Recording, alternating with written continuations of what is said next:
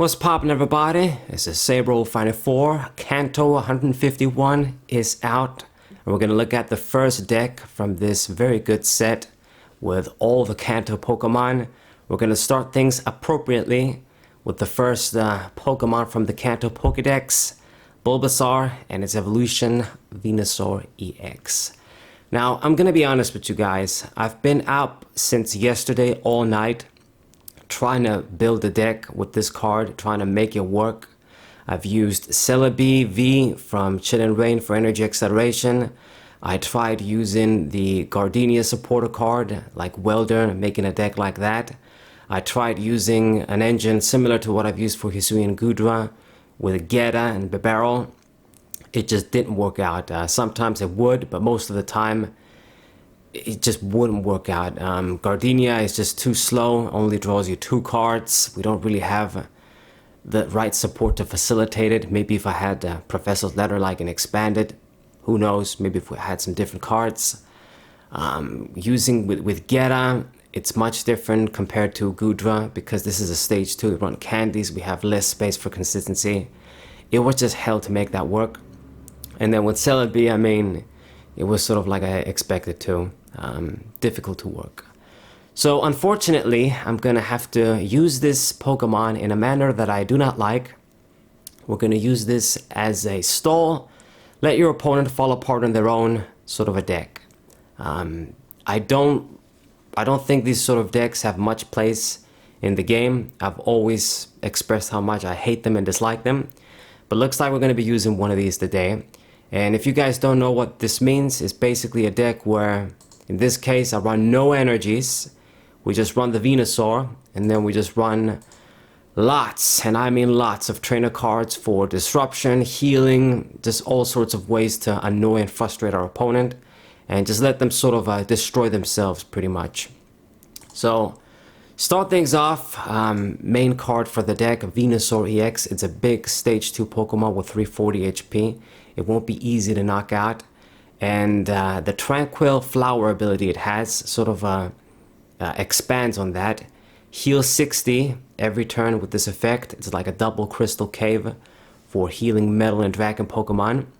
We don't block damage like Hisui and Gudra, but this thing has more HP, has a built-in healing ability you can use every turn.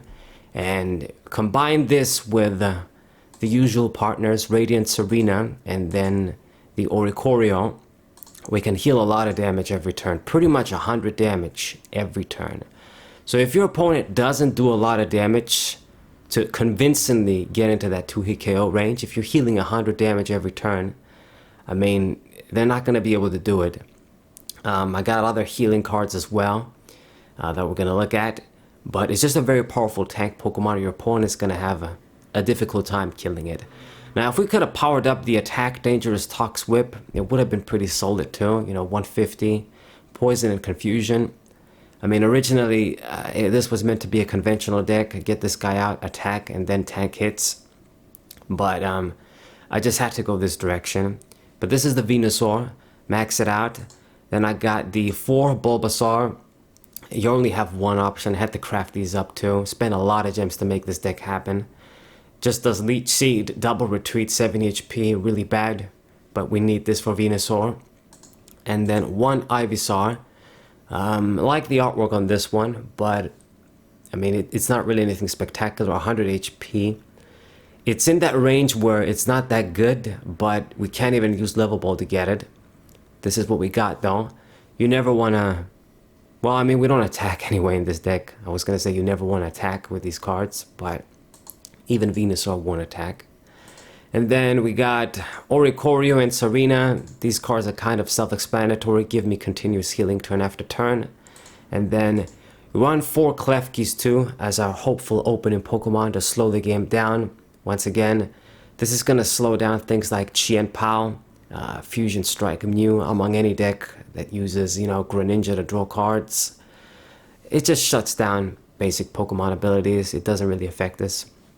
I mean, I'll be honest, if you play against Chien-Pao, it's probably an auto loss anyway because they can just save up enough energies to go for that 1-hit KO. They don't care about your healing. Now, maybe you can still make it work, make them run out of gas, and then just get them stuck. But it won't be easy, that's for sure. Decks that can get 1-hit KOs, they got the advantage over us, I'd say. Now, for the trainers, we run a lot of stuff. I don't even know where to start, but I guess we gotta get our evolution Pokemon out still. So I'll max out the Nest Ball, max out the Level Ball, and do 3 Ultra Balls to get our Venusaur out as quickly as possible. This is the aim. We max out the rare candy for this too to get our stage 2. That's basically it. Everything else, it's kind of there for part of the stall tactic, I guess, just to make your opponent's life a living hell. Got the 4 crushing hammers. If you get a few hits, you discard energies. This can be pretty good. That's all we got. We don't have enhanced hammers and expanded, and I really don't have, I couldn't think of any other options. There's a few supporter cards that discard your opponent's special energies, but we run a lot of supporter cards that you won't be able to use a bunch of them on the same turn. So if I'm trying to dig and trying to heal, I can't be discarding my opponent's energies too. So it didn't make sense to cram too many of them. It will make my deck break even more. All right.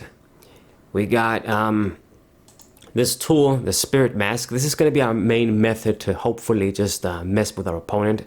If you attach this on a Pokemon and they attack it, they have to discard a card. They get to pick, but it's still fine. They just lose cards, and I just want them to run out of stuff. Even if they're discarding useless stuff, just run them out of cards from their hand and their deck. Then maybe, you know, they try and draw cards, shuffle and draw, they draw more shit, getting close to decking out. Maybe we can combine this with Eo. No, it's just a bunch of stuff you can do. It just depends on what your opponent is running, how they're playing. If they're dumb, I mean, it's one of the methods we can use to discard their cards though. There's a supporter card with the 3 Hisuian chicks from Diamond and Pearl that you reveal the top 5 and then they discard all item cards. It would probably make sense to run it in this deck, but our real win condition is actually Boss's Orders. I just want them to deplete their stuff and then get a Pokemon stuck and then just let them slowly get killed basically and realize they're stuck and they're gonna lose. The slow poison way of doing things.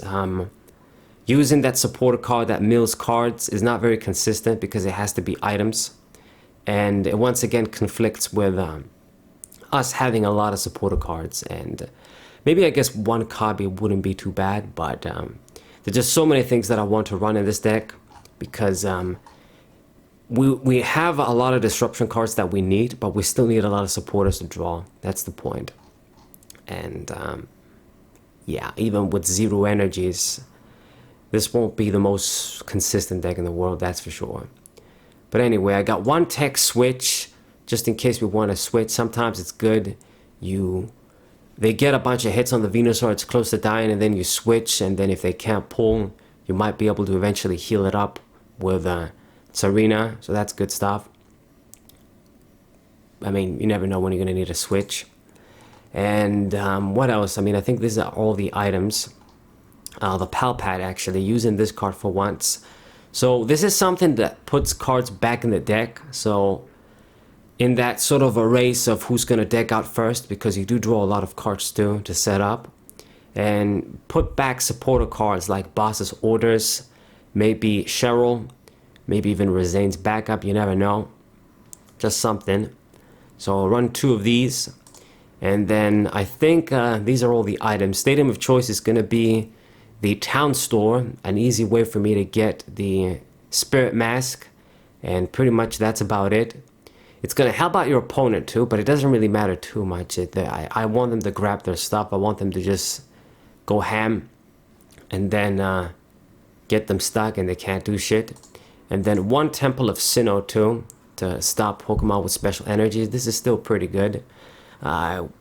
We can't do Path to the Peak because it obviously interferes with our abilities, Venusaur and Serena. Otherwise, Path to the Peak would have been really nice too. Alright. And then supporter cards, a lot of supporter cards with no energies in the deck. Grusha is really good, draw until you have 7 all the time. I don't have a fourth one, but I mean 3 should be good. I'm running a bunch of other supporters anyway. Max out the Cheryl. So this is going to give mass healing to our guys for free. Takes up your supporter for the turn. But sometimes it's the card you really want.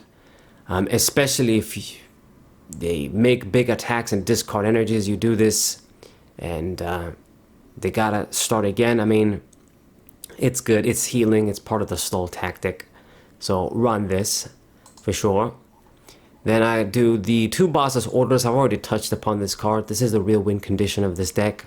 Just make your opponent use their switches, do their stuff, go ham, trying to kill you quick when they realize what you're doing.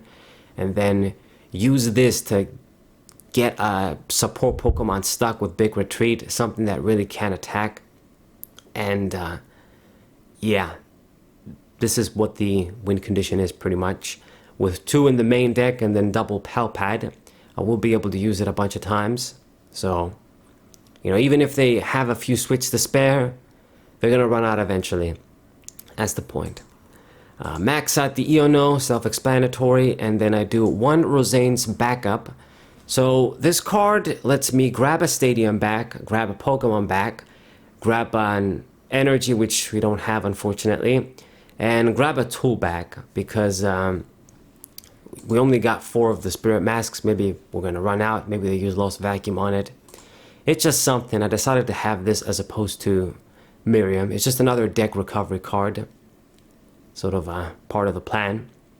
And then we got Katie as well. This sort of rural girl here. This one just lets you shuffle your hand and then you draw 8. This is heavy duty draw. Your turn is going to pass though. That's the drawback. But in this deck, because I really don't attack and I don't really do that much, it should be okay. I mean, I'd rather have some other cards, but that's what we got. Obviously, if you want to build something like this and expand it, you have a lot more options to make the ship broken, but I still wanted to do standard.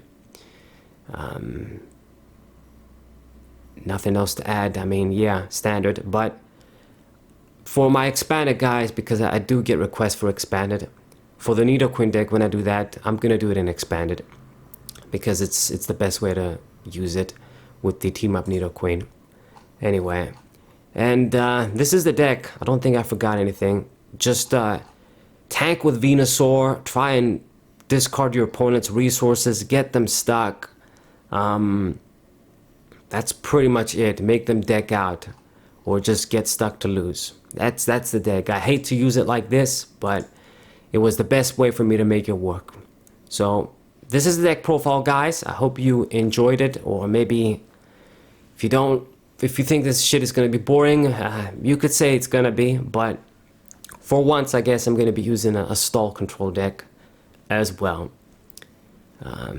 Where did we come for me to be using a deck like this that I hate? But subscribe to the channel. Look forward to the matches. Share the video with your friends, and I'll see you guys there. Sabro 4. What I